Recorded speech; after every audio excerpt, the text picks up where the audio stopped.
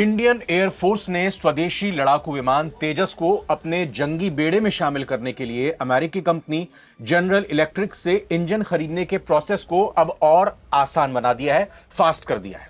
भारतीय वायुसेना अब खुद कमर कसते हुए पहले के थकाऊ और उबाऊ प्रक्रिया को टाटा बाय बाय कह चुकी है, क्योंकि पहले ही इंजन के डिलीवरी में 2 साल से ज्यादा की देरी हो चुकी है। लेकिन अब भारतीय वायुसेना के कदम से स्वदेशी तेजस फाइटर्स के लिए इंजन में और देरी नहीं होगी। तेजस बेहद खतरनाक किस्म का विमान है जो दुश्मनों पर कहर बनकर टूट पड़ता है। माना जा रहा है कि तेजस के वायुसेना के जंगी बेड़े में आने से चीन और पाकिस्तान की नींद उड़ जाएगी और भारत की वायु ताकत एशिया में नंबर 1 हो जाएगी।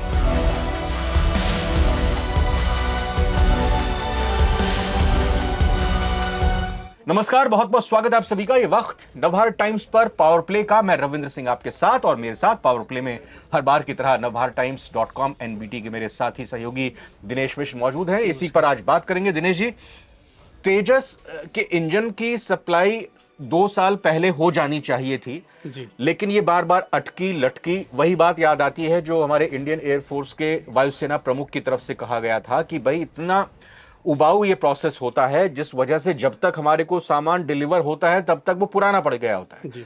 अब ये क्या एक नई प्रक्रिया में तेजी लाने की कोशिश की गई है? क्या है इसका मकसद और तेजस कितना जरूरी है आज की तारीख में हमारी भारतीय वायुसेना के लिए? जी सबसे पहले तो आपको ये बता दें कि तेजस के लिए जो अड़चने थी, जैसे पहले क्या था कि बीच में और लोग भी शामिल होते थे कि इसकी टेक्नोलॉजी कितनी ट्रांसफर होगी, इसकी बातचीत क्या होगी, इसका बातचीत की रूपरेखा क्या होगी, तेजस के इंजन के लिए प्लानिंग क्या होगी, जीई से कौन बात करेगा, ये सब सारा जो प्रोसेस है इसमें बहुत टाइम लगता था। लेकिन अब भारतीय वायुसेना, जैसा कि कई मीडिया रिपोर्ट्स में कहा जा रहा है कि भारतीय वायुसेना ने अब खुद जीई के साथ, जनरल इलेक्ट्रिक के साथ खुद ये बातचीत करके और मतलब खरीद की जो प्रक्रिया है उसको खुद ही, यानी सीधा 1 to 1 बात होगी, बीच में कोई बिचौलिया नहीं, कोई और किसी तरह की कोई चेन नहीं।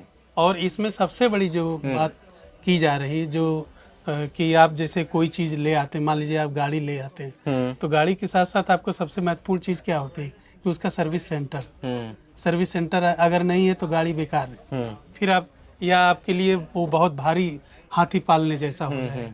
लेकिन क्या है कि अब भारतीय वायुसेना क्या कर रही है कि भारतीय निजी कंपनियों की मदद से यहाँ एमआरओ बनाएगी।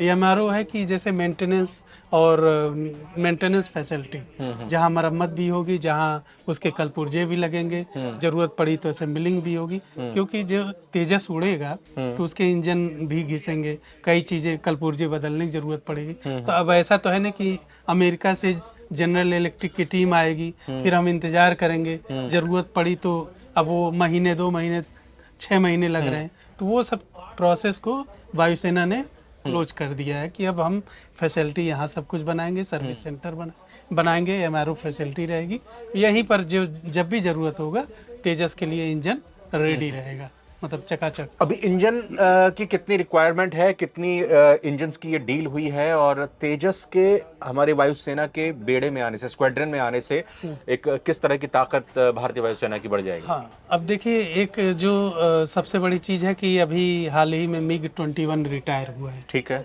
आप जानते हैं MiG-21 65-71 की युद्धों में बड़ी भूमिका थी और कई स्क्वाड्रन थी MiG-21 की हमारे पास। तो अब लेकिन चूंकि वो पुराने भी पड़ चुके थे और उनकी जरूरत नहीं थी। अब जो लड़ाइयाँ हो रही हैं वो लड़ाई बहुत तेज होने वाली है। वो ऐसा नहीं कि किसी पर्टिकुलर एयरबेस पे जाके लड़ाई। अब क्या है कि एकदम सटीक हमले चाहिए, और जो चीन और पाकिस्तान के साथ जो लड़ाई का सबसे बड़ी कि हमारी जो सीमाएं हैं पहाड़ों के बीच से होके गुजरती हैं, तो ऐसे में हल्के छोटे लड़ाकू विमान की बहुत सख्त जरूरत है।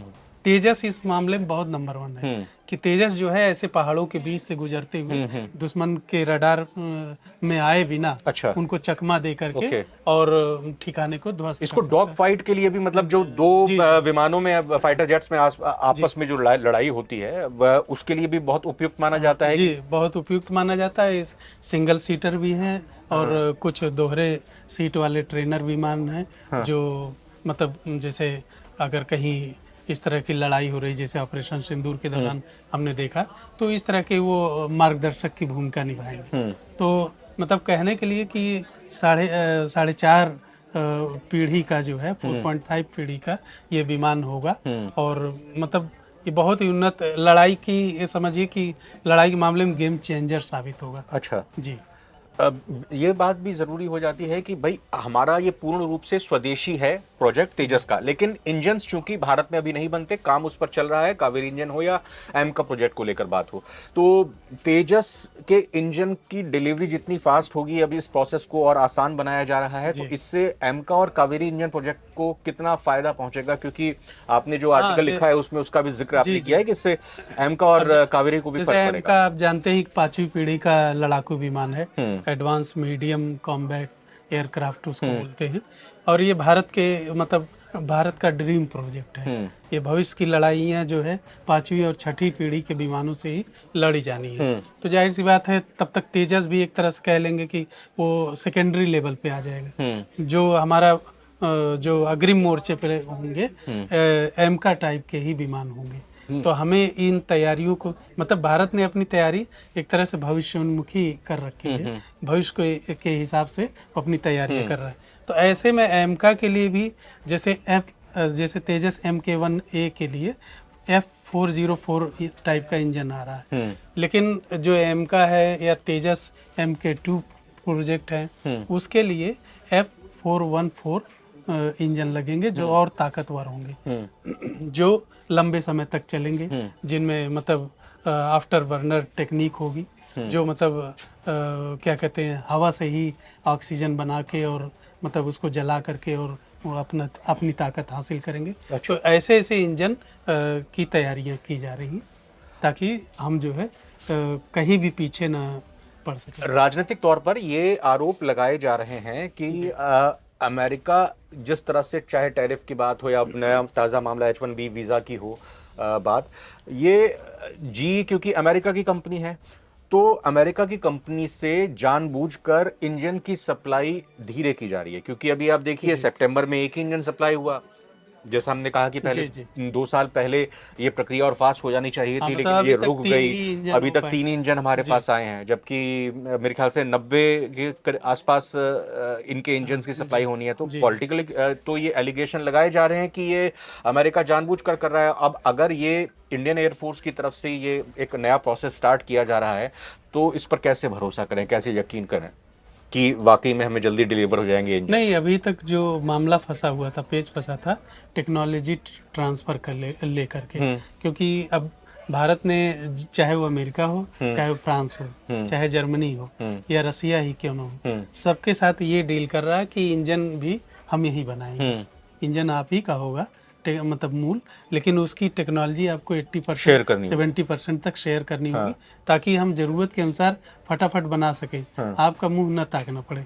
तो इसीलिए भारत ऐसी डील कर रहा है। अभी उसने फ्रांस से भी मतलब लगभग फ्रांस से तैयारी लगभग अंतिम फेज में है, राफेल को लेकर। जी राफेल को लेकर के, और भी तमाम इंजन को ऐसे रसिया से भी है, तो उस दिशा में बात चल रही है। तो मतलब ये माना जाए कि अब जो देरी हो रही है वो अब ऐसा नहीं होगा, और हमें जो सख्त ज़रूरत है, कहा यही जाता है कि 50 के करीब स्क्वाड्रन, यानी कि आपके जो एक बेड़ा होता है जिसको हम स्क्वाड्रन कहते हैं एयरफोर्स में, उसकी 50 स्क्वाड्रन की हमारी एयरफोर्स को ज़रूरत है। और अभी हमारे पास 20 या 22 की शॉर्टेज है, करीब 28 या 30 के आसपास हमारे पास ये स्क्वाड्रन है। तो वो 50 का आंकड़ा पाने के लिए, हासिल करने के लिए अभी वक्त लगेगा, लेकिन ये प्रोसेस और फास्ट हो जाएगा। हाँ, फास्ट हो जाएगा, क्योंकि एम का जैसे अब ये जो 2035 तक का है प्रोजेक्ट, 10 साल अभी लगने हैं। अगर प्रोसेस जैसी सरकार तेजी दिखा रही है, पैसे देने से लेकर के हर चीज सारी फैसिलिटी दे रही है, तो ऐसे लग रहा है कि 10 साल में प्रोजेक्ट पूरा हो जाएगा। लेकिन उसके पहले हम क्या करेंगे? तो उसके पहले इन्हीं इंजनों के भरोसे, जैसे फ्रांस से हम कर रहे हैं डील, अमेरिका से कर रहे हैं, तो अब अमेरिका के भी पीछे हटने का मतलब नहीं बनता है, क्योंकि हमारे पास ऑप्शन बहुत सारे हैं। अगर अमेरिका हटेगा तो हम, जाहिर सी बात है कि किसी मतलब हथियारों के मामले में या इंजन के मामले में, फाइटर जेट्स के मामले में हम किसी और पे डिपेंड हो सकते हैं। तो ऐसे में अमेरिका कतई नहीं चाहेगा या अमेरिका की आर्म्स लॉबी नहीं चाहेगी कि उसका सबसे बड़ा आर्म्स ट्रेड पार्टनर जो है वो खिसक जाए किसी और तरफ। गेम चेंजर की बात आपने की, साल 2021 में 99 इंजन्स के ऑर्डर दिए गए थे जी। उसके बाद फिर 75 और इंजन खरीदने के ऑर्डर प्लेस किए गए। अब अगर ये दोनों ऑर्डर मीट हो जाते हैं, अगर ये हमें सप्लाई हो जाते हैं इंजन, तो ये कहा जा रहा है कि एशिया में F404 जिस टेक्नोलॉजी पर ये इंजन बन रहे हैं, तो एशिया में भारत नंबर 1 हो जाएगा। जी जी बिल्कुल। चीन, पाकिस्तान और बाकी जितने भी चीन और पाकिस्तान तो देखिए, पाकिस्तान के पास ऐसे इंजन है नहीं, वो तो चाइनीज इंजन और चाइनीज जेट्स के भरोसे है, तो वहाँ की तो बात ही अलग है। लेकिन पूरे एशिया में जहाँ और भी अमेरिकी इंजन का इस्तेमाल हो रहा फाइटर्स में, तो उसमें भारत नंबर 1 पे होगा। तो एक बड़ी उपलब्धि जिसको कहा जा सकता है। दिनेश जी, बहुत बहुत शुक्रिया करना चाहेंगे कि आपने ये तेजस के इस प्रोजेक्ट को लेकर जो इस वक्त जो अपडेट निकल कर सामने आई है, इसके मुताबिक यही कि जो डिले हो रही है, जो देरी हो रही है लगातार कि एक एक करके इंजन सप्लाई हो रहे हैं, तो उसमें जितनी भी दुश्वारियां थी, जितनी भी रुकावटें थी, इंडियन एयरफोर्स ने अब इस पूरे मामले की गंभीरता को समझते हुए इस पूरे प्रोजेक्ट को खुद अपने हाथों में लेते हुए जनरल इलेक्ट्रिक कंपनी जो इस इंजन को बना रही है, सप्लाई कर रही है, उनके साथ सीधा 1-to-1 बातचीत करके ये एक आसान रास्ता चुनने की कोशिश की है। उम्मीद यही करते हैं कि जो भी अभी तक की रुकावटें थी और जो देरी हो रही है इंजन के डिलीवरी में, अब वो जल्दी से जल्दी पूरा का पूरा प्रक्रिया फिनिश होगी और हमारे वायुसेना के बेड़े में, हमारे स्क्वाड्रन में तेजस विमानों के जरिए अच्छी खासी बढ़ोतरी होगी और फिर जल्द ही इस टेक्नोलॉजी का फायदा हमारी स्वदेशी इंजन बनाने वाली तकनीक को भी होगा। तो ये वीडियो आपको कैसी लगी, इस पर आप कमेंट करके जरूर अपनी राय रखिएगा। दिनेश जी का एक बार फिर से बहुत बहुत शुक्रिया। बहुत बहुत शुक्रिया। नमस्कार।